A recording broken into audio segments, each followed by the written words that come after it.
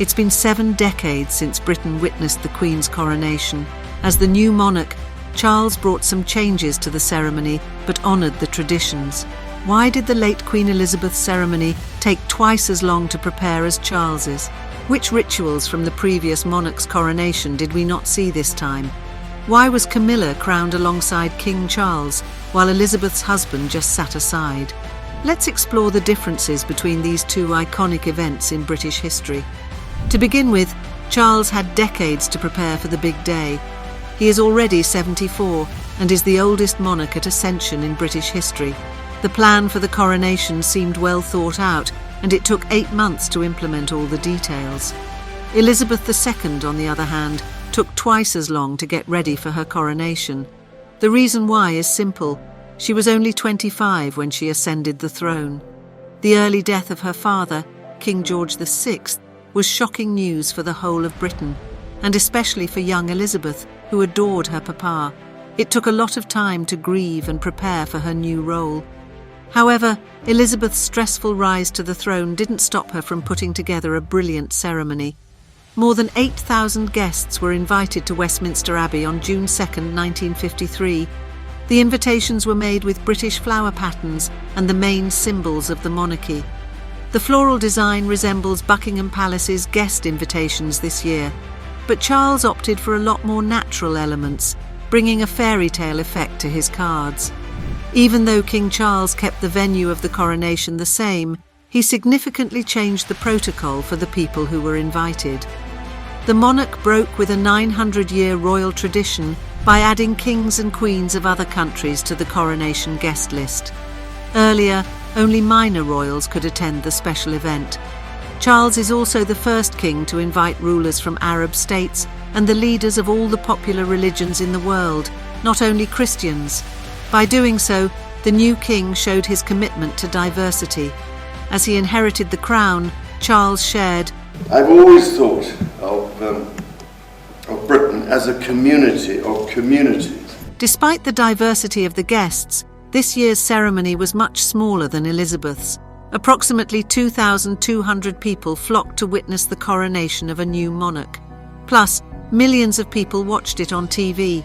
The tradition of live translations, by the way, started with the late Queen Elizabeth II.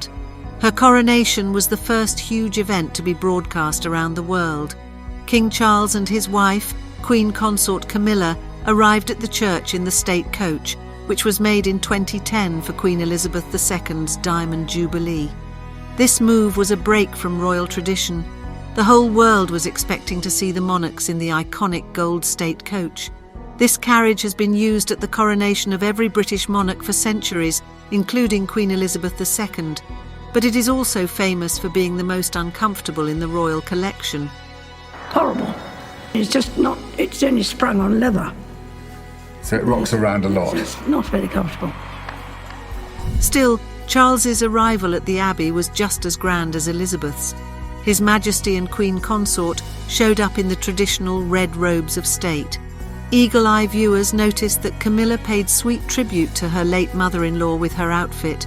There were lilies, mantles, thistles, and other flowers embroidered on her robe. It echoed Queen Elizabeth's coronation dress. Both women chose white for their gowns. Camilla also had Maids of Honour with her, who wore white floor-length dresses, similar to Elizabeth's maids. Charles's robe was carried by the pages of honour. One of them was his grandson, Prince George. As per tradition, other members of the monarch's family sat close to the king during the ceremony, in the first rows of Westminster Abbey. His son, William and Catherine, Princess of Wales, also wore special robes as the heirs to the throne. The youngest front-row guest was 5-year-old Prince Louis. He did his best to behave, although it was challenging, and his tired, yawning face reminded people of someone. Charles himself also attended his mother's coronation back in 1953, even though he was only 4 years old. The Queen insisted her successor be at the service. Many decades later, Charles's own church ceremony was almost identical to his mother's. It fell into 6 parts. The first was the ritual recognition. After it, King Charles swore to uphold the law and the Church of England with the same speech his mother made 70 years ago. The things which I have herebefore promised, I will perform and keep, so help me God. All this I promise to do. Then the secret ritual took place. This is the anointing of the monarch, and back in 1953 in Elizabeth's coronation, it was also hidden from the public eye. After that, the most special part of the church service began, the investiture of the monarch's regalia. Charles changed his robe to the traditional gold silk coat, the super tunica. While the robe is traditionally reused by monarchs due to protocol, the coronation sword belt has to be made specially for the new king. In a break from tradition, His Majesty reused his grandfather, King George VI's sword belt. The new king also solemnly inherited the nation's most precious treasures, the sovereign's sceptre with cross, the sword of offering and the orb. Charles also received from his mother the sovereign's ring and armills, known as the bracelets of sincerity and wisdom. Traditionally, the armills have been placed on the sovereign's wrists, but Charles decided not to put them on. The last and most important regalia received were the 2 crowns. King Charles II first received St. Edward's crown, made of gold and decorated with precious stones. The ancient 11th century crown has special meaning for royals, and it is not allowed to leave Westminster Abbey. That's why the king then changed it to the imperial state crown at the end of the service. It has been worn by monarchs for centuries and includes a special symbol of the United Kingdom's power, the largest diamond ever discovered. However, before Queen Elizabeth II's coronation, the symbol of monarchy was drastically changed. It's much smaller, isn't it? I mean, it was the same height. You know, it would have been up to about there when my father wore it. This coronation also did not go without crown changes. The Queen Consort inherited Queen Mary's piece of jewellery. To match it to her individual style, Camilla complemented it with some precious stones from the late Queen Elizabeth II's personal jewellery collection. After King Charles's coronation, his wife then went through a condensed coronation procedure. On top of the crown, Camilla also received a special ring, sceptre, and other symbols that represent the monarchy. Now the spouses hold the status of King and Queen Consort. Here is the main difference between King Charles III and his mother's monarchy rituals. Back in 1953, Brits only saw the coronation of Elizabeth. Her husband, Prince Philip, never got a special title like Camilla. He didn't have a significant place near his wife during the coronation. Why did the monarchy have different approaches to the spouses of these monarchs? The thing is, male consorts aren't given the title of king, possibly to avoid outranking the British Queen. Still, Prince Philip had a special role on the big day.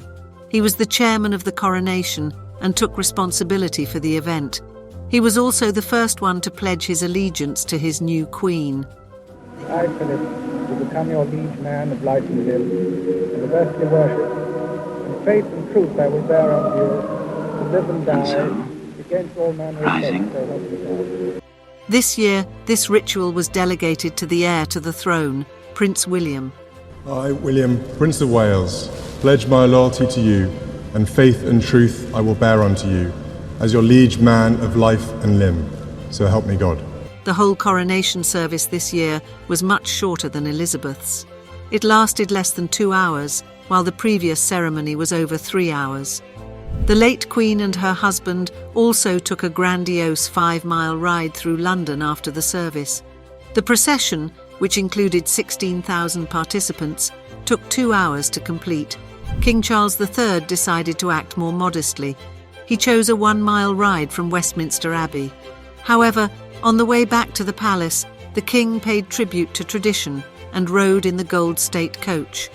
The state coach behind carried Prince William, Princess Catherine and their children, Princes George and Louis, and Princess Charlotte. 6,000 people in the armed forces from every country in the British Commonwealth took part in the parade. The procession of both monarchs ended at Buckingham Palace. Like Queen Elizabeth and her closest ones, Charles and his family appeared on the balcony and greeted the cheering crowds.